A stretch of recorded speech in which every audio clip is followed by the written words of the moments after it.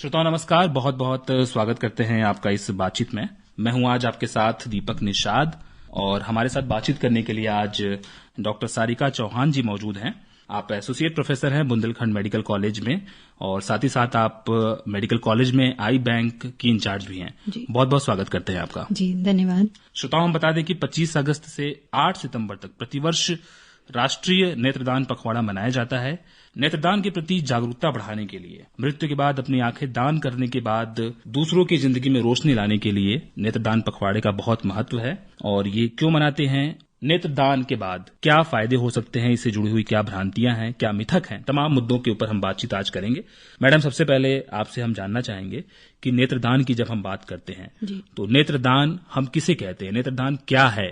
नेत्रदान एक चैरिटी है, एक दान है जो कि स्वेच्छा से किया जाता है। कोई इसके लिए आपसे जोर जबरदस्ती नहीं करता है। अगर आप दान करना चाहते हैं तो इससे बड़ा दान कुछ हो नहीं सकता। इसमें मृत्यु उपरांत आपका जो कॉर्निया है या आपके नेत्र हैं, आंखें हैं, उन्हें निकाल के जिस भी जरूरतमंद इंसान को लगता है उसे हम प्रत्यारोपित करते हैं। तो ये टोटली पूरी तरह से एक चैरिटी का फंक्शन है, एक दान की प्रक्रिया है ये। जी, नेत्रदान को महादान कहा जाता है और ये बिल्कुल स्वैच्छिक होता है, बिना किसी भय के, दबाव के, इससे मुक्त होकर के इसका दान किया जाता है। कौन वो व्यक्ति हैं, समाज के वो कौन से हिस्से हैं, व्यक्ति हैं, समुदाय है जो नेत्रदान कर सकता है, या दूसरे शब्दों में कहें कौन नेत्रदान नहीं कर सकता है? जी, ये नेत्रदान की प्रक्रिया जो है या जो नेत्रदान करना चाहता है वो किसी भी वर्ग के लोग, किसी भी आयु के वर्ग के लोग कर सकते हैं, चाहे वो बच्चा हो या बुजुर्ग हो। इसका कोई वो नहीं है कि हम नहीं कर सकते या हमारी उम्र ज्यादा हो गई है, उम्र का इससे कोई लेना देना नहीं है, आप इसे बिल्कुल कर सकते हैं। वैसे तो हम हर व्यक्ति से नेत्रदान हो सकता है संभव, बट कुछ बीमारियां हैं जिनमें हम नहीं ले सकते हैं। जैसे वह पर्सन या वह व्यक्ति जिसके मृत्यु का कारण हमें पता नहीं है, या वह व्यक्ति जिसमें इन्फेक्शियस डिसीज है, कम्युनिकेबल डिसीजेस जैसे एड्स हो गया, हेपेटाइटिस बी, सी हो गया, और भी इस तरीके की बीमारियां, या उसके अलावा रेबीज हो गया, या मैलिग्नेंसी, कैंसर है उसको, या वह व्यक्ति जिसके मृत्यु का कारण बहुत ज्यादा इन्फेक्शन है, सेप्टिसीमिया है। इसी तरह की और भी कई अन्य बीमारियां हैं जिनमें हम उनका नेत्रदान नहीं करवा सकते हैं, आई डोनेशन नहीं कर सकते हैं। जो बीमारियों के बारे में आपने बताया, उन बीमारियों के अतिरिक्त जो कंडीशंस होते हैं उनमें हम नेत्रदान कर सकते हैं और इसके लिए किसी धर्म, जाति, वर्ग, क्षेत्र विशेष का होना कोई जरूरी नहीं है। ये व्यक्तिगत मामला है और हर व्यक्ति नेत्रदान कर सकता है। मैडम, आगे बढ़ते हुए यहाँ पर आपसे हम जानना चाहेंगे कि जीवित रहते हुए क्या कोई व्यक्ति नेत्रदान के प्रति एक कदम उठा सकता है, कुछ एक्शन ले सकता है, और मृत्यु के बाद ही नेत्रदान होता है, इसके बारे में आप क्या बताएंगी? हाँ, ये लोगों में बहुत भ्रांति है। लोग ये समझते हैं कि अगर हमने नेत्रदान कर दिया तो हम देखेंगे कैसे। नहीं, ऐसा बिल्कुल नहीं है। ये बिल्कुल ही मृत्यु के उपरांत वाली प्रक्रिया है। आप मृत्यु के पहले आके अपना एक संकल्प ले सकते हैं। आप उसमें एक फॉर्म भरेंगे जिसमें आप अपना डिटेल्स देंगे, अपने कॉन्टैक्ट नंबर्स देंगे और अपने रिलेटिव्स का नंबर देंगे, और जिसमें आप संकल्प लेंगे कि हम अपना नेत्रदान स्वेच्छा से कर रहे हैं। अगर ये नहीं भी होता है, आपने संकल्प नहीं लिया है, लेकिन आपके घर वाले चाहते हैं कि आपका वो नेत्रदान करें, तो बिना किसी संकल्प पत्र के भी आपके घर वाले आपका नेत्रदान कर सकते हैं। किसी भी व्यक्ति की ये व्यक्तिगत स्वतंत्रता है, उसकी चॉइस है कि वो नेत्रदान करना चाहता है, नहीं करना चाहता है, और मृत्यु के बाद आपके परिवारजन भी इसके बारे में फैसला कर सकते हैं। यहाँ पर हम जानना चाहेंगे कि पंजीकरण इत्यादि की प्रक्रिया क्या होती है। क्या व्यक्ति ऑनलाइन भी ये पंजीकरण कर सकता है या मेडिकल कॉलेज में आकर ही करना पड़ेगा, इसके बारे में? अभी तक हमारे यहाँ पे तो अभी ऑनलाइन की प्रक्रिया नहीं है। आपको मेडिकल कॉलेज आना है। यहाँ पे जो हमारा नेत्र रोग में कॉर्निया का विभाग है, वहाँ पे आके आप मिलेंगे, जो उनके इंचार्ज हैं उनसे आके मिलेंगे। फॉर्म्स आपको वहाँ पे उपलब्ध कराए जाएंगे, वहाँ पे आप फॉर्म फिल करके दे सकते हैं। आपको वहाँ से एक सर्टिफिकेट दिया जाएगा, एक कॉन्टैक्ट नंबर दिया जाएगा जो 24 आवर्स ऑन रहता है। आप उसको कभी भी उपयोग में ले सकते हैं, उस नंबर को। नजदीकी जो आपका आई बैंक है वहां पर आप संपर्क कर सकते हैं और वहां के इंचार्ज से आके मिल सकते हैं। तमाम जो प्रक्रियाएं होती हैं वो आपको बताई जाएंगी और बेहद आसानी से जो है इसके लिए पंजीकरण किया जा सकता है। क्या जिस व्यक्ति को चश्मा लगा हुआ है, चश्मा लगाता है, वो व्यक्ति भी क्या दान कर सकता है नेत्र? बिल्कुल दान कर सकता है। जो ये नेत्रदान में जो हम लेते हैं, जो हमारा हिस्सा जो लगाया जाता है दूसरे को या प्रत्यारोपित किया जाता है, वो कॉर्निया होता है।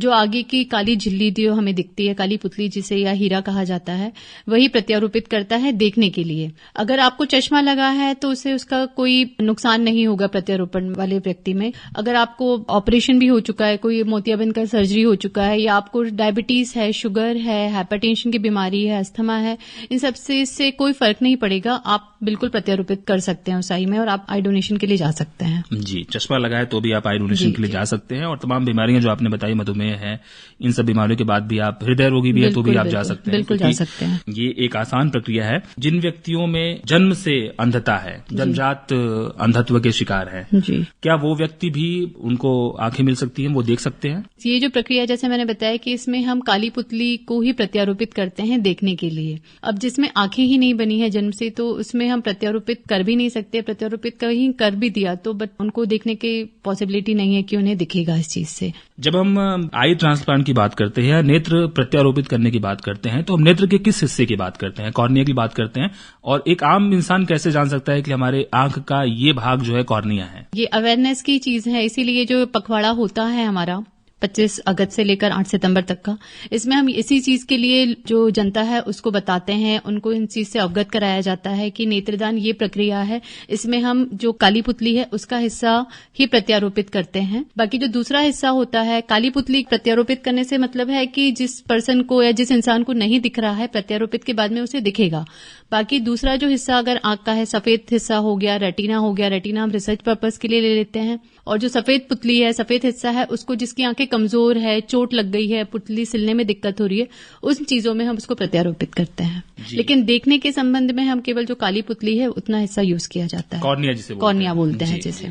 एक दाता, एक डोनर, नेत्रदान करने वाला कोई व्यक्ति यदि एक कॉर्निया दान करता है तो कितने व्यक्तियों को रोशनी प्राप्त हो सकती है? कितने व्यक्तियों में उसका इस्तेमाल हो सकता है? रोशनी तो अगर एक इंसान ने दान किया है, उसका दोनों आंखें ही दान होती है, तो 2 लोगों को मिल सकती है रोशनी, है ना। लेकिन रोशनी सिर्फ 2 लोगों को मिल सकती है, लेकिन उसका दूसरे पार्ट का जो दूसरी आंखों का हिस्सा है वो काफी लोगों में यूज कर सकते हैं। जैसे मैंने बताया कि चोट लग गई है या कोई और दिक्कतें हैं, बहुत सारी कंडीशन होती है जिसमें जो सफेद पुतली स्क्लेरा बोलते हैं, उसमें थिनिंग होती है, दूसरी बीमारी होती है, उसमें हम प्रत्यारोपित कर सकते हैं उस चीज को, सफेद वाला हिस्सा। लेकिन देखने के लिए केवल 2 लोग ही यूज कर सकते हैं। यानी एक व्यक्ति यदि अपने नेत्र को दान करता है तो कम से कम 2 व्यक्तियों में वो जो कॉर्नियल ब्लाइंडनेस है उसको दूर कर सकता है। जी मैडम, बहुत अच्छी बात आपने बताई। और यदि हम मान लें कि जो परिवारजन है, मृत्यु के बाद किसी व्यक्ति के जिसने पंजीकरण करवाया है या नेत्रदान करने की इच्छा जाहिर की होगी, परिवारजन को क्या सावधानियां, क्या एहतियात, क्या प्रिकॉशंस लेने चाहिए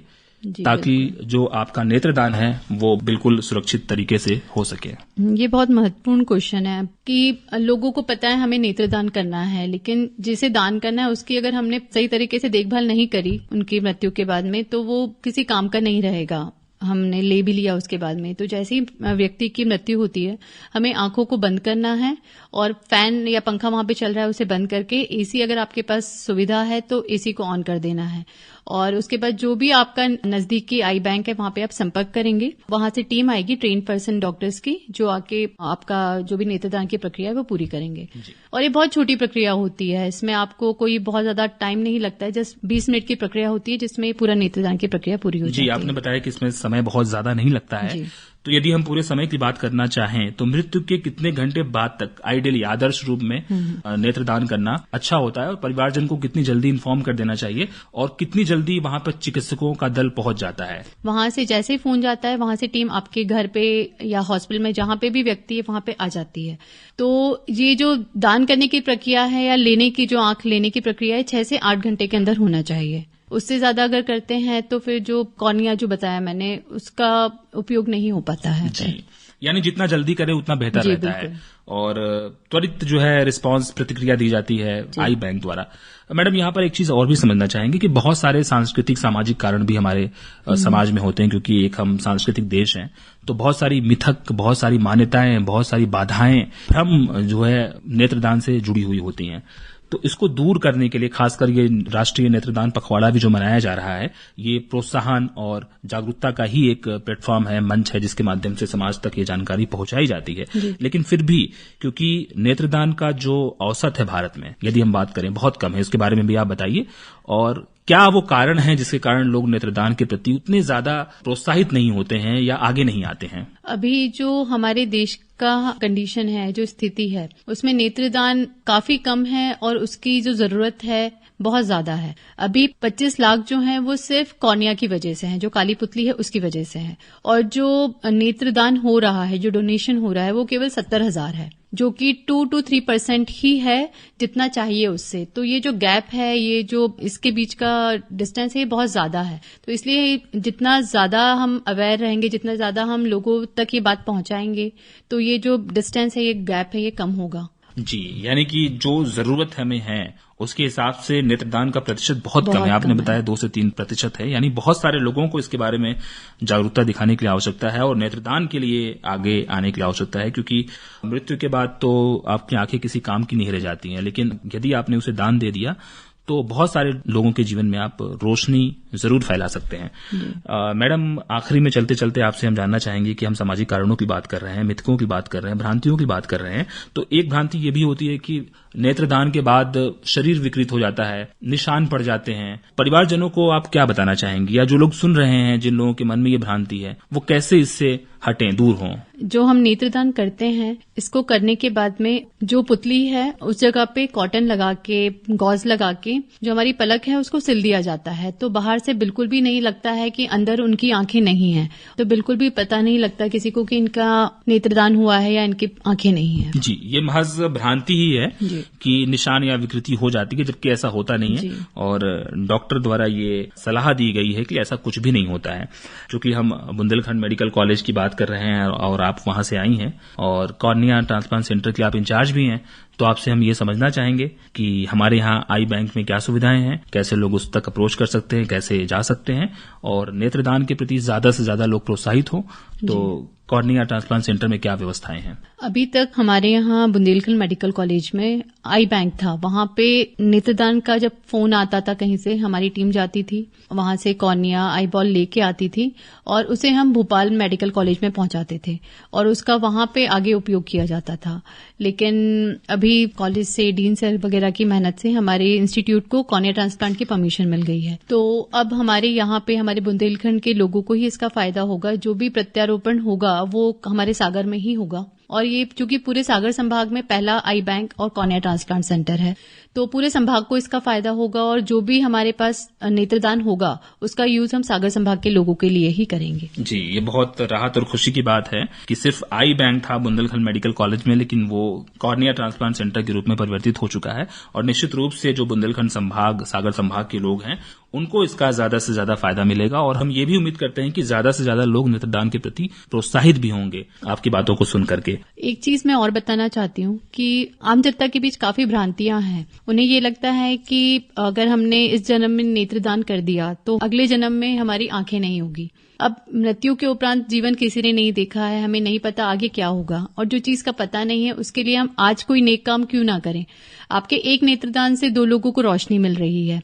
एक चीज और है कि कुछ लोगों में ये भी भ्रांतियां हैं या ऐसा है कि हमने नेत्रदान दिया तो वो जैसे दूसरे दान में या दूसरा ऑर्गन ट्रैफिकिंग वगैरह होता है, तो ऐसा जो हमने नेत्र दिया वो भी कहीं बेच दी ना जाए। बट ये जो आप नेत्रदान करते हैं इसका उपयोग, ये हमारा जो इंस्टीट्यूशन है या हर जगह ये पूरा गवर्नमेंट ऑथराइज्ड होता है और इसमें जो आप नेत्रदान करते हैं उसको जो हम प्रत्यारोपित करते हैं उसका एक लिस्ट होती है, तो उसको भी हम प्रायोरिटी लिस्ट के हिसाब से देते हैं।